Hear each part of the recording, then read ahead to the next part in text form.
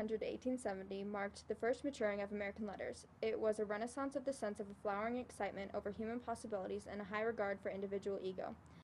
A personal challenge for them was to question themselves and find their identity and place in society. They had to use their imagination and think creatively. Romanticism was an artistic movement that dominated Europe and America during the 19th century. The name Romanticism can be a bit misleading because Romantics do not usually write about love, necessarily. Romantic writers elevated the imagination over reason and intuition over fact.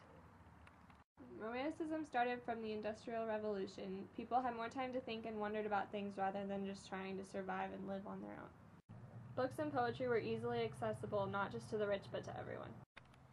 Romanticism ended because of the scientific growth, and people didn't see the importance when we were going to war. They started focusing on advancing health and inventions that they believed were critical to their society. While all of the writers used the same style of writing, they all had some things in common. There wasn't really any humor, it was mainly dark and serious, and they all tried to make a point, and some could even be pretty controversial. Some of the most famous writers were Emily Dickinson, Edgar Allan Poe, Nathaniel Hawthorne, Victor Hugo, Herman Melville, Mary Wollstonecraft, Jane Austen, and Walt Whitman. The Soul Selects Her Own Society by me, Emily Dickinson. The soul selects her own society, then shuts the door to her divine majority, present no more. Unmoved, she notes the chariots pausing at her low gate. Unmoved, an emperor be kneeling upon her mat. I've known her. An ample nation, choose one, then close the valves of her attention like stone. I heard that really deeply. You're welcome. Go. There's a certain slant of light, by me, Emily Dickinson. There's a certain slant of light, winter afternoon, that oppresses like the heft of cathedral tunes. Heavenly hurt it gives us, we can find no scar, but internal difference where the meanings are. None may teach it any. 'Tis the seal despair, and imperial affliction sent us of the air. When it comes, the landscape listens, shadows hold their breath. When it goes, 'tis like the distance on the look of death.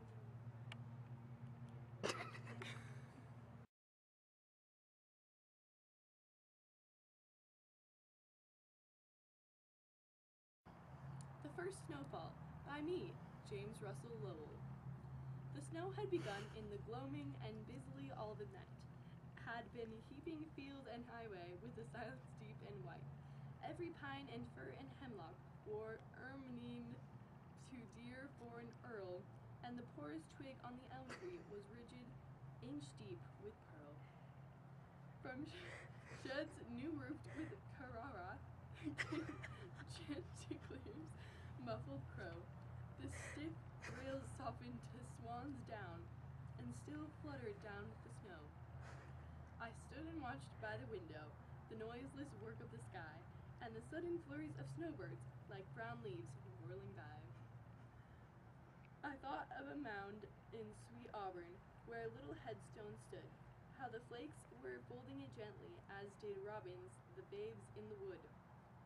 Up spoke our own little Mabel, saying, "Father, who makes it snow?" And I told of the good All-Father, who cares for us here below.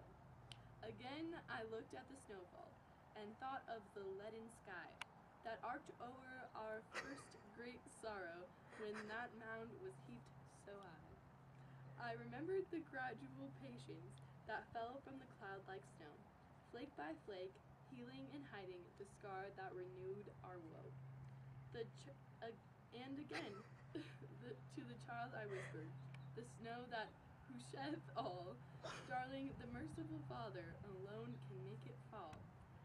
And then, with eyes that saw not, I kissed her, and she, kissing back, could not know that my kiss was given to her sister, folded close under the deepening snow.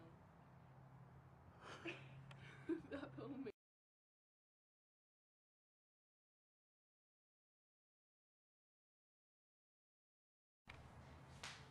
This could be in our bloopers.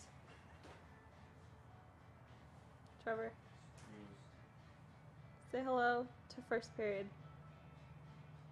Okay. Some of the most famous writers were Emily Dickinson, Edgar Allan Poe,